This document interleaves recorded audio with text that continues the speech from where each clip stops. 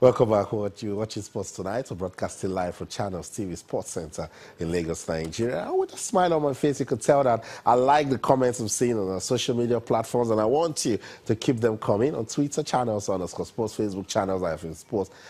Football in Nigeria gets our attention as we count down to the 2018 FIFA World Cup in Russia. We're looking at ways the country can get better. It's all about development. I have a former president of the Nigerian Football Federation, Anthony Kojo Williams, in the studio with us. We're talking about ways to get it better. You just said, no, we're doing very poorly with the league. And if we're doing poorly with the league, it means persons won't come into it to invest. Absolutely. Why has it been so difficult to brand our football profitably? See, the bottom line is there's so much greed.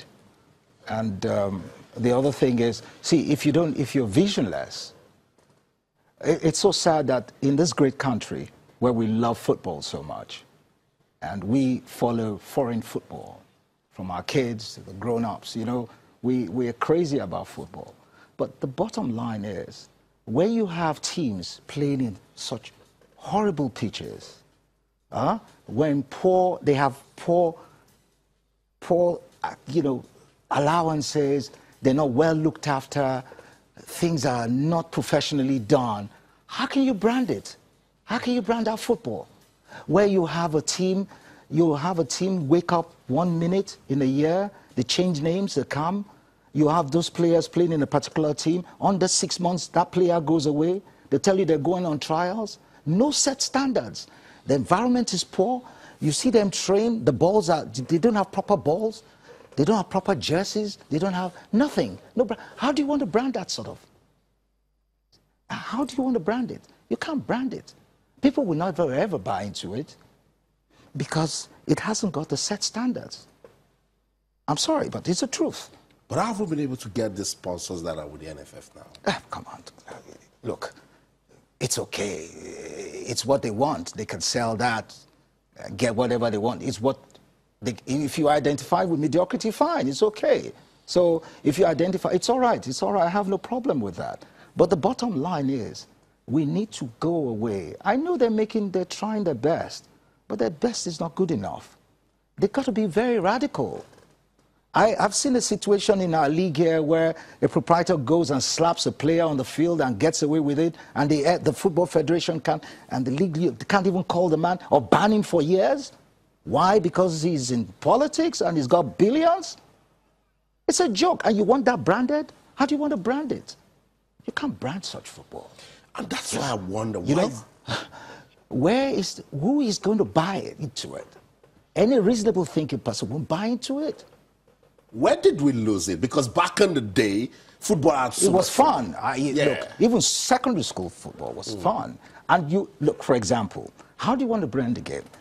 In those days, footballers, you will know who was going to play, a player that would play in the league from secondary school.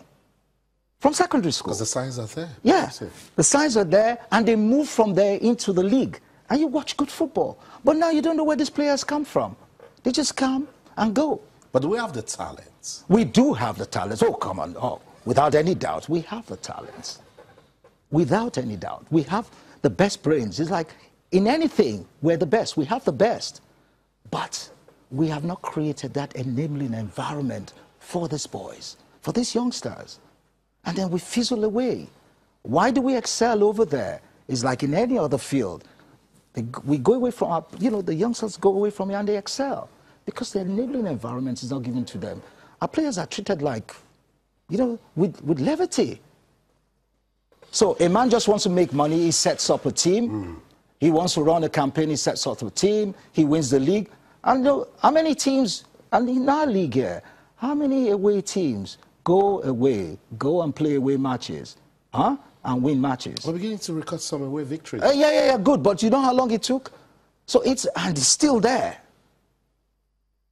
And the refereeing is so poor, badness is so poor.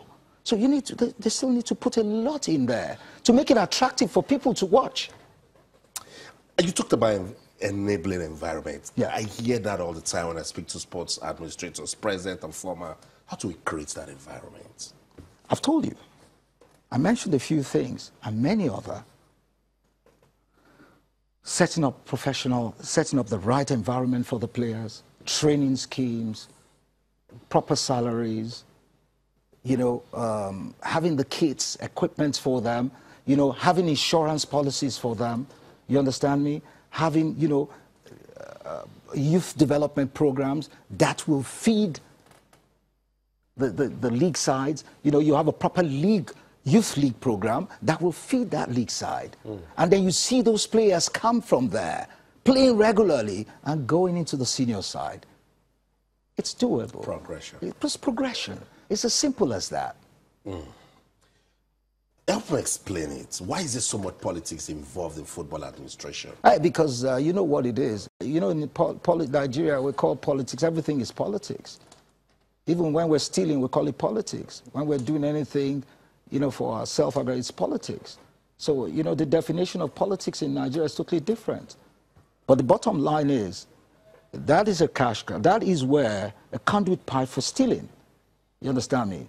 So if government is directly involved, you understand, and they budget so much money for sports, obviously they're going to find a way, the guys involved will always find a way of channeling those monies and making it look so good that they have invested money in the game, whereas nothing is going in there. Listen, when it comes to sports, or it comes to football, the Nigerian system, government spends more money, invests more money in development of football than any other nation in the world. But what happens? You don't see anything. So who's fooling who? It's as simple as that. Amaju Pinnick is in the CAF Executive Committee. Yeah. You think it's important for Nigeria to be involved? Amaju is got what it takes, you know. Amaju, I remember years ago, he was the person I always projected and wanted to take over to run the Football Federation. Okay, he's got what it takes. Unfortunately, he also has a lot of characters around him that will not let him do much, but he's got the vision. But are there benefits in it for Nigeria? Oh, in CAF? Oh, yeah, sure. International, you know, football politics, there are benefits. Because when it's time to take decisions, refereeing on issues of development in Africa, even in the world, we have to have people in there that can channel those policies, make sure those things happen for Nigeria. There's football in politics. There's politics in football, sorry. There's politics in football, there's politics in everything, in decision-making. From the minutest aspect of decision-making of a game, we need our people in there. So it's good. It's good for us. There's so much it's progressive. There's so much we need to do. But how important is it for us to focus on grassroots? Very, very critical. From when the kids are very young, developing them. See, you need to, football has gone past just raw skills. You need to train them technically, give them exposure, prepare them mentally, psychologically, physically. So, and they have to start from a very early age. So if we don't get them